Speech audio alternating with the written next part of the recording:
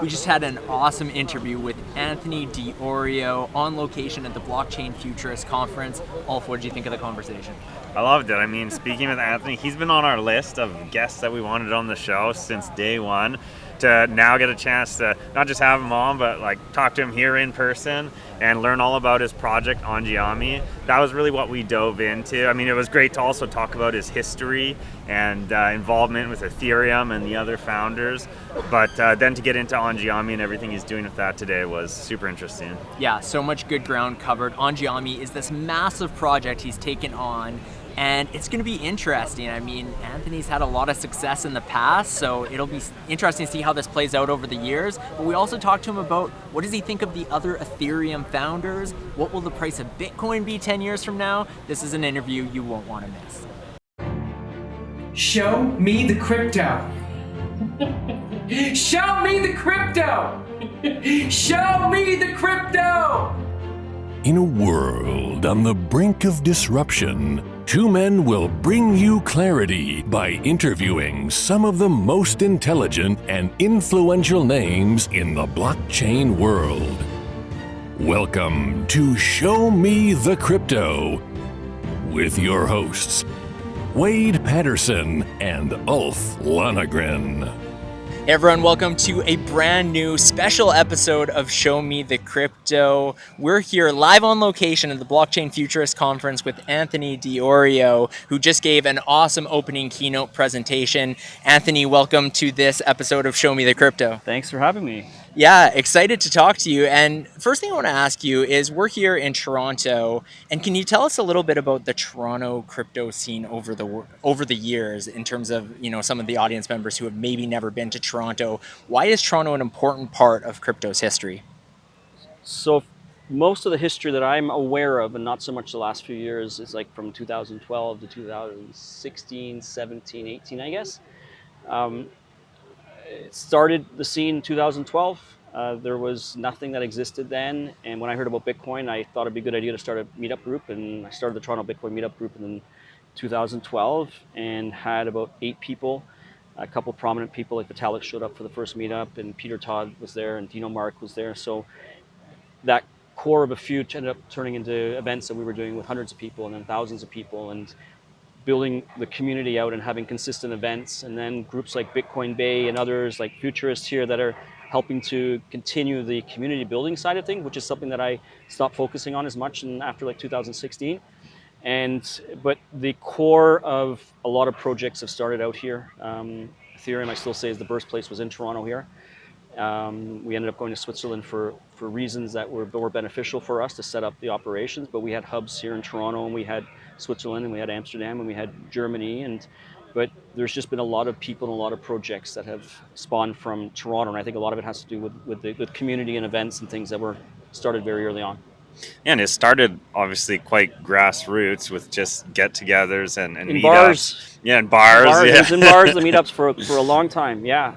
And so like now, you know, we're at a place where, I mean, the scene in Canada, for sure, it's larger around the world, but there's like real, you know, bigger events now that take place here. What are some of the events that you've seen take place here in Toronto and perhaps elsewhere in Canada maybe over the years? So the first big one was the Bitcoin Expo in 2014, which we hosted at the Metro Toronto Convention Center.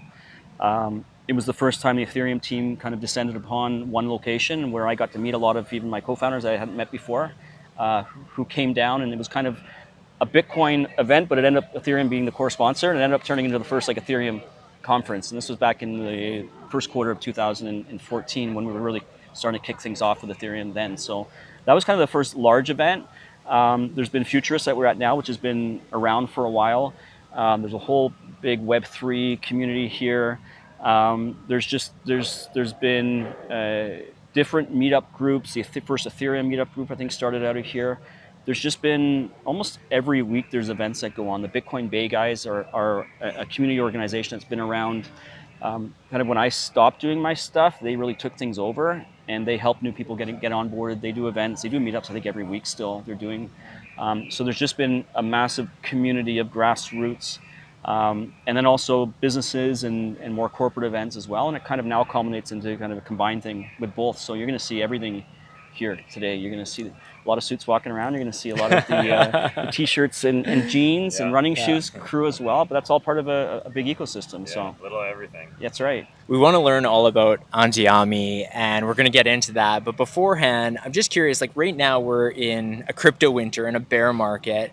From your perspective, for someone who's been around this space for so long, for someone who's maybe watching this content, why is it an important time to maybe be paying attention to the space when it's not so popular? The prices aren't high. What's the benefit of paying attention now? Well, I don't know if I consider it a bear market right now. I mean, Bitcoin at, what is it, 29, 30K? I think when it was down, what was lows of what? What was it, 13, Like 14? 15 or some 14. I actually think that we're in a kind of a flat market right now, I think. But it's just a matter of things will just keep being built, and that's what I've always done. The price goes up, the price goes down, but I think the infrastructure and what's being built is just going to continue to climb and grow. And I think coming up to the halving that's coming up, I think things will probably pick up like we've seen in the 4 years ago and 4 years ago before that. So I don't know if it's a bear market right now. I think it's more just kind of stagnant, and I'm actually happy with the way things are right now. So, and look, you've got a packed conference here today. This isn't like hurting for people here. So it's busy in there. It's packed in there. And that's a testament, I think, to where things are and the excitement of people. So absolutely. It sure feels like even if we've been in a bear market and perhaps we're not quite in it anymore, it feels like we're maybe coming out of it, and maybe things are just a little flat. But regardless, there's clearly a lot of people still building in this space. A lot is happening.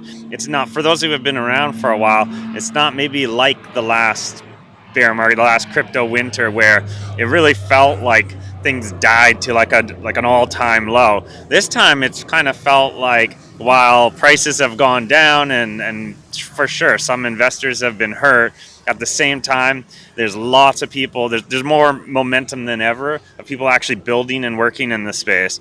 And maybe I'll just transition that to what you're doing now. You're building Andiami. You just had in your keynote, you dove into what that is a little bit, but I'd love for our audience if you could get into, what's the concept, the why and the how, and what's going on with Andiami. Sure. So Andiami means, and I didn't even say this during the talk, it means let's all go together. The idea of Andiamo in Italian means let's go, let's hurry. And Andiami is a term that I came up with, adding an I and pluralizing to basically say let's all go together. So the idea of Andiami is a complementary project that's helping to decentralize important technologies like Bitcoin, Ethereum, and others of chains that are right now being a lot built on cloud service providers. And there's too much reliance, I think, on third parties for building. And our idea is how do we give individuals the tools and equipment and software and hardware that they can run their own nodes, send their own transactions, be in control of their money, communication, and identity. So the mission for 12 years for me has been empowering people with the tools to be in control of their digital lives. And the end game is hardware that's going to help and facilitate that for people, because running nodes is very important. It's important as mining, I think, but there's no incentive to run nodes, and it's very technically difficult. So we've created systems that are plug and play, like gaming consoles, like Xboxes, where you plug it in, comes preloaded with full nodes, archive nodes, already on the system. You plug it in, catches up, keeps up to date, allows you to send your own transactions. And then we're building a protocol which is going to enable you to share your resources to send transactions for others.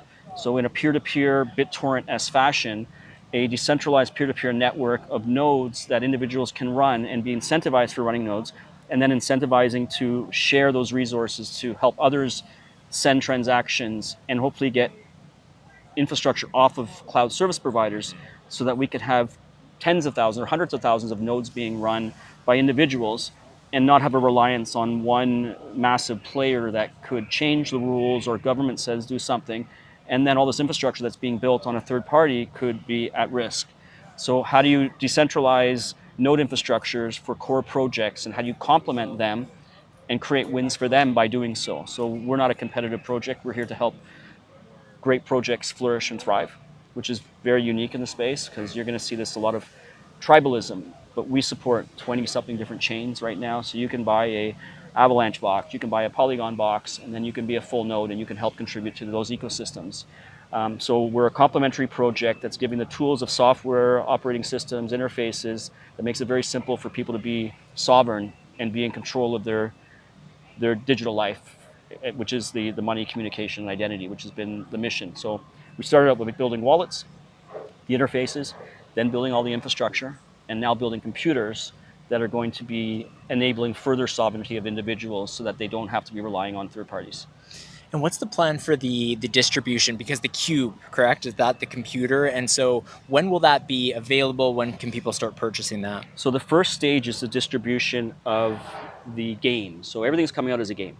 It's a physical and digital game whereby those that have registered on the whitelist, and there's 64,000 people that have registered, will be joining a game. Joining the game gives you a random draw to buy a player kit. Player kits have individual products inside that are all puzzles that you have to solve and unlock. So there's a puzzle books, which are AI generated puzzles that each is different for each page of each book for each player. A physical puzzle, 1,000-piece puzzle you got to put together, which is part of the game. Once you put it together, you're going to be unlocking and seeing things from that. A video game that goes along with it as well, and all these physical and digital things tie in together. And then you have to use what we call proof of puzzle solve, the ability of your brain to unlock puzzles, which are then unlocking tokens, which are then used on the node sharing protocol on the computer. So the node sharing protocol is akin to what smart contract platform is through Ethereum. It's an incentive mechanism with a marketplace token to allow those with the computing hardware the ability to give to others the ability to send transactions and provide blockchain data. So everything comes down to the computers at the end and the protocol. And the token is facilitating those with the resources to give those resources to help others get blockchain data and read-write access to blockchain. So the first stage is getting the player kits in the hands of the players. Then the game's going to begin, and people are going to open their kits, and then they have to solve their puzzles. And it's like a family game. It's like we're making it so that it's like something that's going to be fun and like a family can do on a Friday night. Mm-hmm. And then with those tokens, you then have these digital tokens, which you can then use on the protocol when you need to get blockchain data from this peer-to-peer network. So instead of relying on a third party like a wallet company to send your transactions, and they're paying AWS big fees to run this, like we were paying $50,000 a month with Jaxx to support our millions of users around the world. Now with a single computer running in my house, I can actually do the same supporting of those million people without paying ongoing monthly costs. Wow. So these computers are really going to help to make it cheaper for businesses to run their own computers in a data center without paying these massive ongoing costs to a cloud service provider. So the distribution of the boxes, the game begins, the tokens are unlocked, the tokens are then used on the protocol.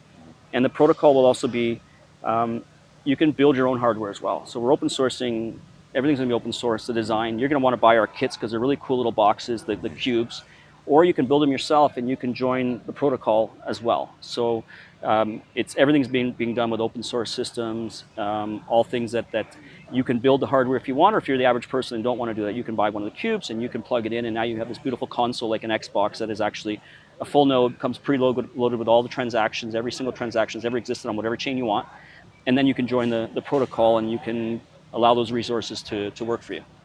I love it. As someone who, I love this space, and I'm in it, using it, interacting with crypto and blockchain technology day to day, but I'm not so technically savvy that I'm going to go build that stuff myself. And I love that you're offering a product that's new in this space that I can just go purchase, and your analogy of it being like a console. It's like a new type of mining as well. It's first time it's going to be incentivized to run a node.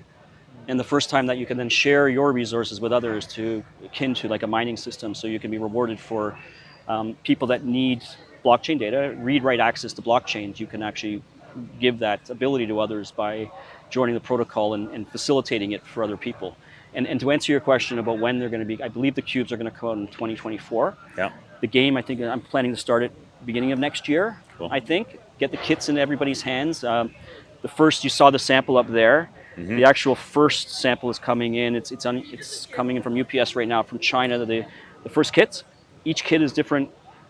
3 different combinations of colors. So there's 27,000 different combinations of these kits. Mm-hmm. So between the stitching, the material, and the inside trays, you're going to get a unique box. Right. And then once you're randomly selected for that number box, we will then get you to your character, and your stuff will be now, all the products inside will be tailored to you. So the book will be tailored to you, where you'll have 64 different pages of puzzles that are tailored to your character. The video game is a unique game for each character. Each player has a unique, it's a procedurally generated game. So your game is different than his game. Kits are different. Each product is different. Each product is chipped with authentication chips to prove authenticity. So you're getting one-of-a-kind pieces that can't be duplicated or forged. There's like a Pokemon game in there where there's cards that also have the chips inside, so you can prove that you have this one-of-a-kind card.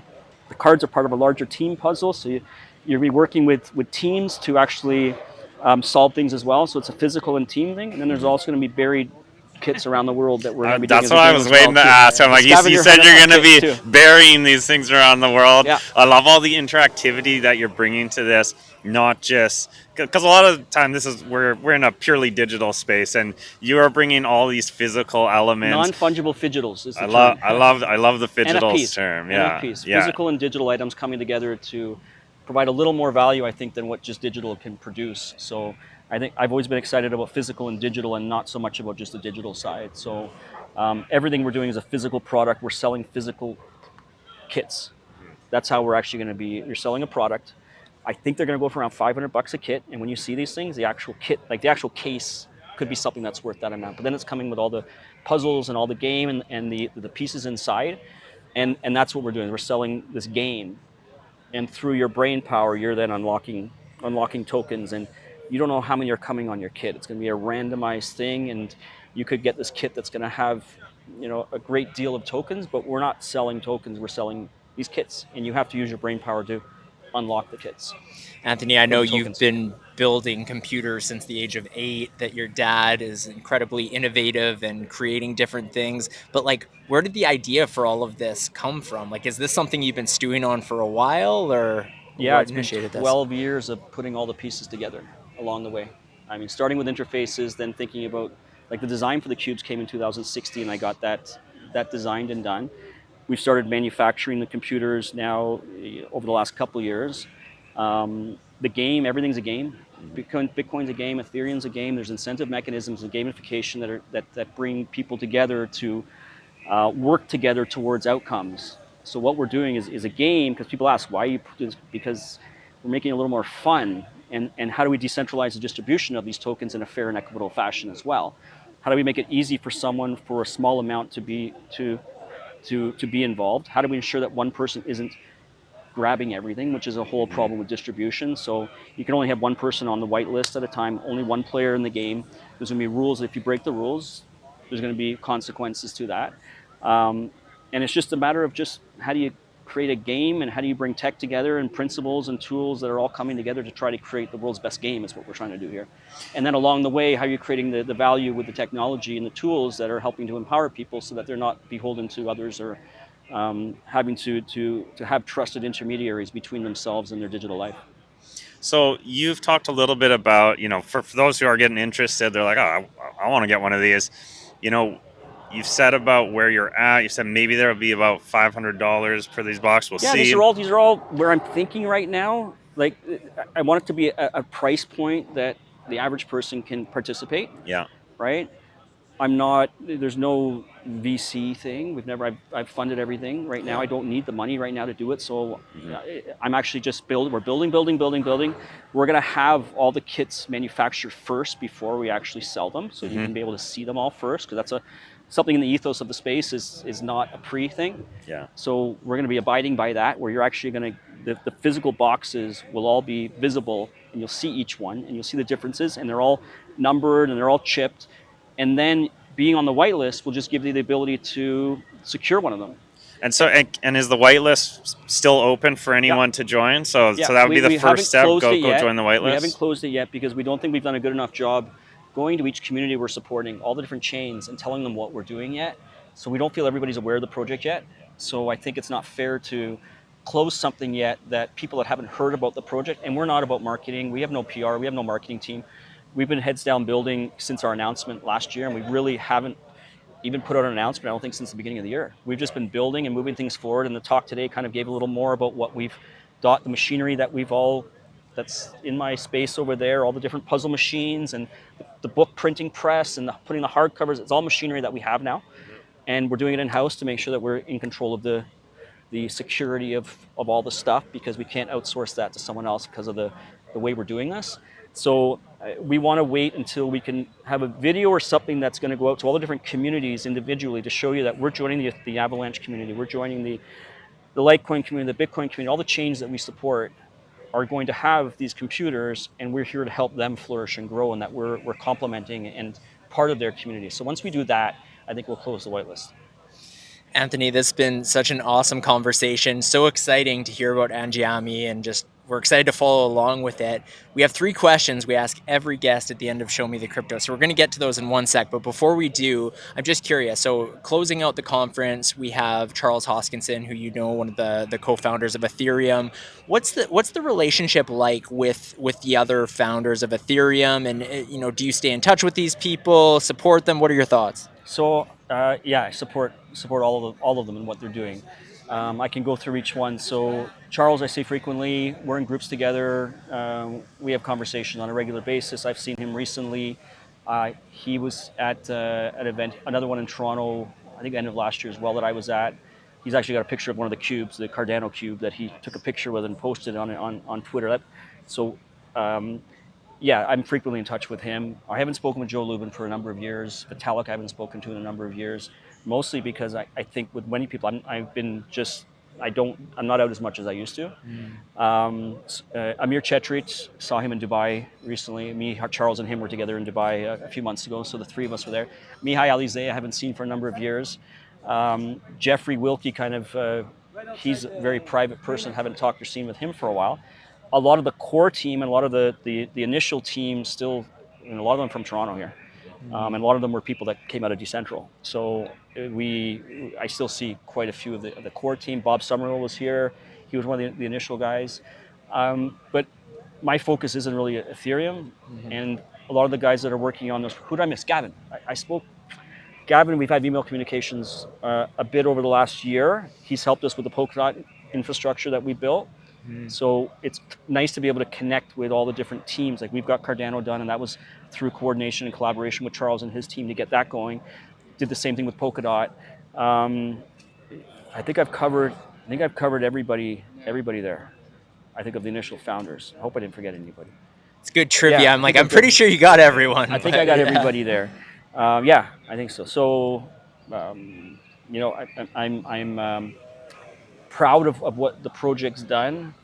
I think that it's beyond the wildest imaginations of when we were thinking this. If we thought we had a possibility of doing something pretty cool, and it's done. I mean, props to Vitalik and what he's doing, and the leader that he's turned into in the space is amazing. Yeah, it's got a really good place in my heart, and I build infrastructure for Ethereum, and we're going to be giving people archive nodes that they can run with 12 terabytes of every transaction that they can run and be their own full node easily, and potentially doing staking machines and other things that we can do now with these computers. And then now the focus is AI and adding agents onto our boxes so that you can have these communication and conversations with people. Like I've got this thing on my phone here. You heard that thing that I did at the end, the video thing. Like I've got my own voice. I can make it say anything that I want in a couple seconds here, or you can do. Well, let's not use his name, but I think it was him. We don't know. Matthew McConaughey. Yeah. There you go. Anthony's so awesome. As I mentioned, 3 questions we like to ask every guest. It's a segment we call "You Had Me at Crypto." Ulf's gonna ask you those questions. All right, Anthony. The first question is, who's your favorite person to follow in the crypto space? To follow. I don't really follow anybody. I'm not on social media much. No? No, I'm really not. I don't think I have, I can't think of Well, even someone maybe you see at events, or anyone who you just love hearing one day. Follow? I've always liked Eric Voorhees' stuff. I'm in many ways aligned with him in a lot of things that he says, in a lot of ways not. Mm-hmm. But I think he's a super smart guy, and I love his wittiness, and I love his fuck it, we're going for it. We're just going to say things that are going to raise the ire of people, which is the opposite of what I do. Yeah. I'm more in the diplomatic fashion. So I do love a lot of his really smart comments is one thing. Nice. But yeah, I don't really follow nobody I think I follow. Hey, we'll go with that. That's Yeah. a good one. I love it. The second question. And of course, I follow Charles's stuff too. Yeah. He's got to get a chip off He's his great.